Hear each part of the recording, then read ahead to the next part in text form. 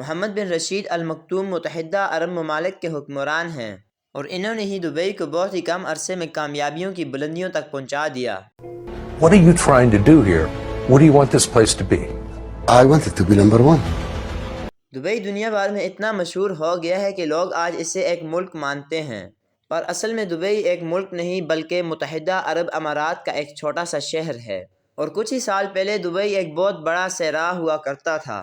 پوری دنیا دبئی میں موجود برج خلیفہ کو دیکھنے دبئی جاتی ہے، لیکن دبئی کا حکمران اسے دیکھ دیکھ کر اب تنگ ہو چکا ہے، اور اسی لیے دبئی کا حکمران محمد بن رشید اس سے بڑی بلڈنگ تعمیر کر رہا ہے جس کا نام ہوگا دبئی کریک ٹاور۔ جس دبئی کے پاس دنیا کی سب سے بڑی بلڈنگ ہونے کا ریکارڈ ہے، آج وہی دبئی اپنی سب سے بڑی بلڈنگ توڑنے جا رہا ہے، اور کہا جا رہا ہے کہ 2026 تک دبئی کریک ٹاور تیار کر دیا جائے گا جس کی لمبائی 1300 میٹر ہوگی جو بادلوں کو چیرتا ہوا اوپر جائے گا، جبکہ برج خلیفہ کی لمبائی صرف 800 میٹر ہی ہے۔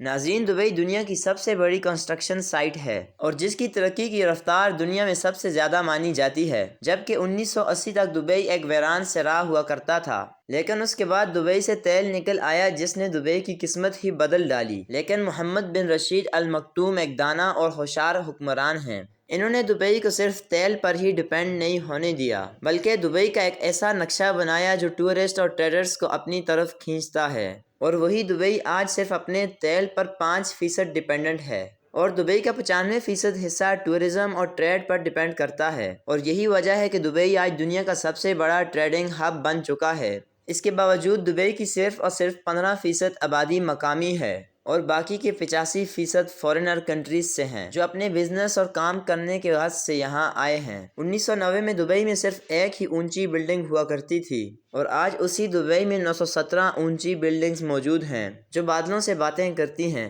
اب آ جاتے ہیں دبئی کی پولیس کارز پر۔ دبئی کی پولیس کوئی چھوٹی موٹی گاڑیاں استعمال نہیں کرتی بلکہ ان کے پاس سپر کارز موجود ہیں جیسا کہ Aston Martin 177، Bentley Continental G T اور لیمبرگینی۔ اور دوستو، دنیا کا سب سے بڑا شاپنگ مال دبئی میں ہی موجود ہے، اور پوری دنیا میں صرف ایک ہی 7 سٹار ہوٹل ہے جو دبئی میں موجود ہے جس کو پوری دنیا برج العرب کے نام سے جانتی ہے۔